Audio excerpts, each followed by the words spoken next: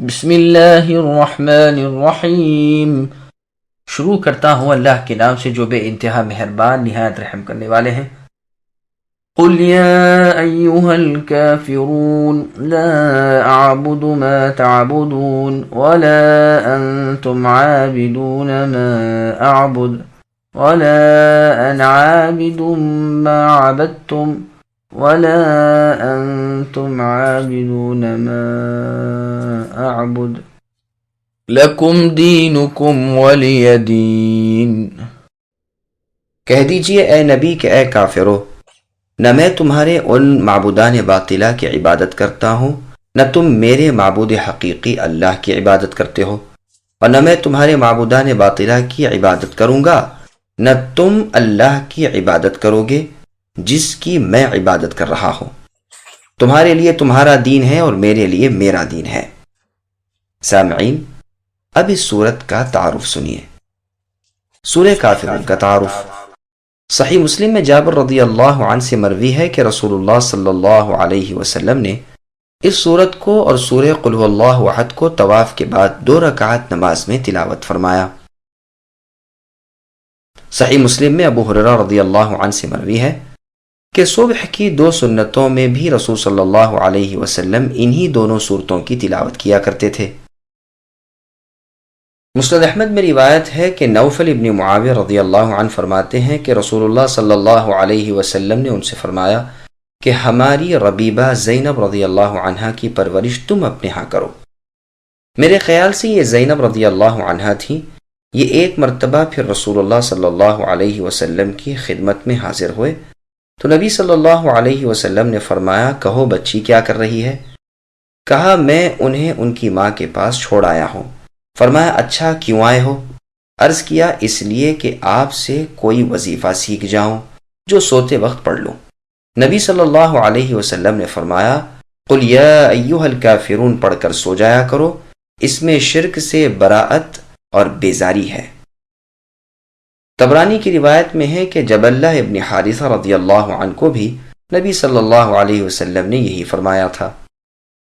طبرانی کی ایک اور روایت میں ہے کہ خود رسول صلی اللہ علیہ وسلم بھی اپنے بستر پر لیٹ کر اس سورت کی تلاوت فرمایا کرتے تھے۔ مسند احمد کی روایت میں ہے کہ حارثہ ابن جبلہ رضی اللہ عنہ نے کہا، اے اللہ کے رسول، مجھے کوئی ایسی چیز بتائیے کہ میں سونے کے وقت اسے پڑھ لیا کروں۔ آپ نے فرمایا، جب تو رات کو اپنے بستر پر جائے تو سورہ قل یا ایھا الکافرون پڑھ لیا کر، یہ شرک سے بیزاری ہے۔ واللہ اعلم۔ مؤمن بتوں کی عبادت نہیں کر سکتا۔ اس سورہ مبارکہ میں مشرکین کے عمل سے بیزاری کا اعلان ہے اور اللہ تعالیٰ کی عبادت کے اخلاص کا حکم ہے۔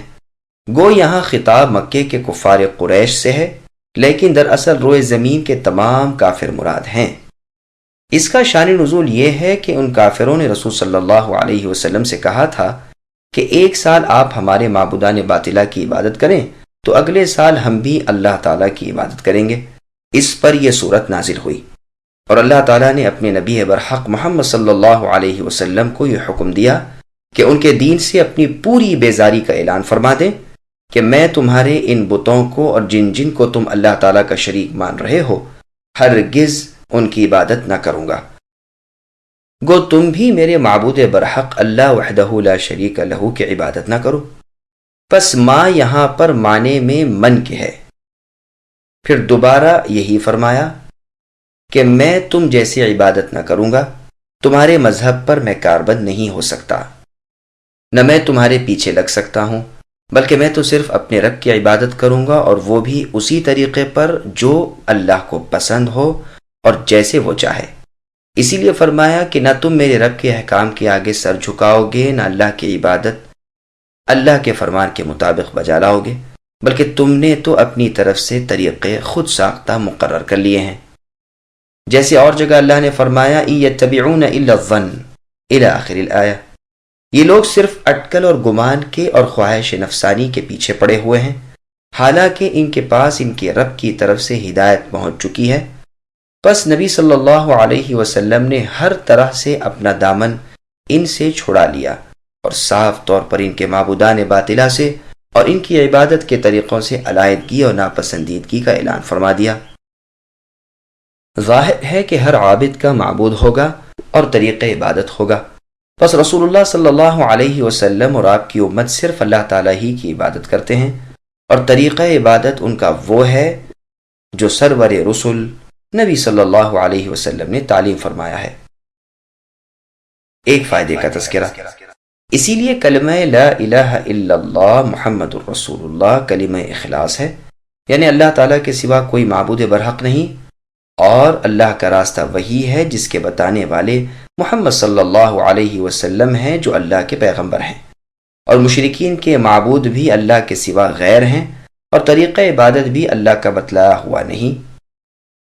اسی لیے فرمایا کہ تمہارا دین تمہارے لیے اور میرا دین میرے لیے، جیسے اور جگہ اللہ نے فرمایا وَإِن كَذَّبُوكَ فَقُلْ لِي عَمَلِي وَلَكُمْ عَمَلُكُمْ أَنْتُمْ بَرِيئُونَ مِمَّا أَعْمَلُ وَأَنَا بَرِيءٌ مِمَّا تَعْمَلُونَ، یعنی اگر یہ تمہیں اے نبی جھٹلائیں تو کہہ دو کہ میرے لیے میرا عمل ہے اور تمہارے لیے تمہارا عمل ہے، تم میرے اعمال سے الگ ہو اور میں تمہارے کاموں سے بیزار ہوں۔ ایک اور جگہ اللہ نے فرمایا لَنَا أَعْمَالُنَا وَلَكُمْ أَعْمَالُكُمْ، ہمارے عمل ہمارے ساتھ اور تمہارے عمل تمہارے ساتھ۔ صحیح بخاری میں اس آیت کی تفسیر میں ہے کہ تمہارے لیے تمہارا دین ہے یعنی کفر، اور میرے لیے میرا دین ہے یعنی دین اسلام۔ یہ لفظ اصل میں دینی تھا، لیکن چونکہ اور آیتوں کا وقف نون پر ہے اس لیے اس میں بھی یا کو حذف کر دیا، جیسے فہو یہدین میں ہے اور یسقین میں۔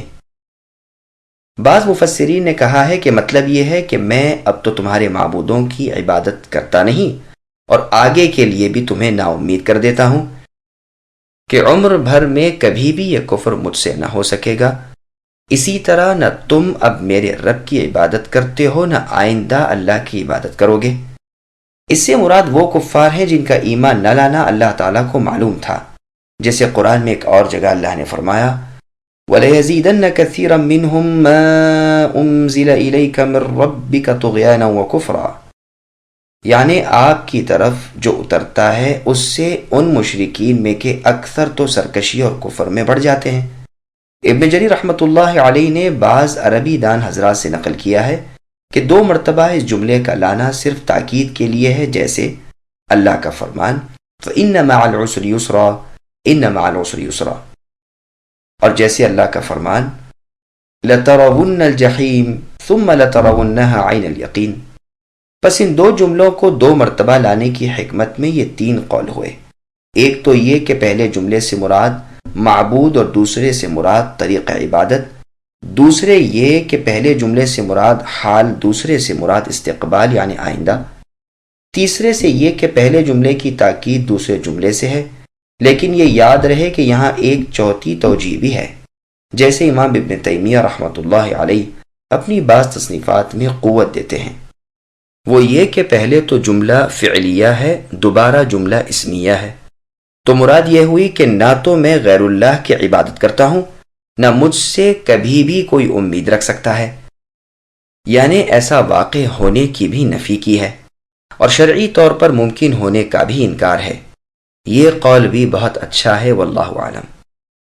ایک اہم فائدہ، امام شافعی رحمۃ اللہ علیہ نے اس آیت سے استدلال کیا ہے کہ کفر ایک ہی ملت ہے، اس لیے یہود و نصرانی کا اور نصرانی یہود کا وارث ہو سکتا ہے، جبکہ ان دونوں میں نسب یا سبب ورثے کا پایا جائے، اس لیے کہ اسلام کے سوا کفر کی جتنی راہیں ہیں وہ سب باطل ہونے میں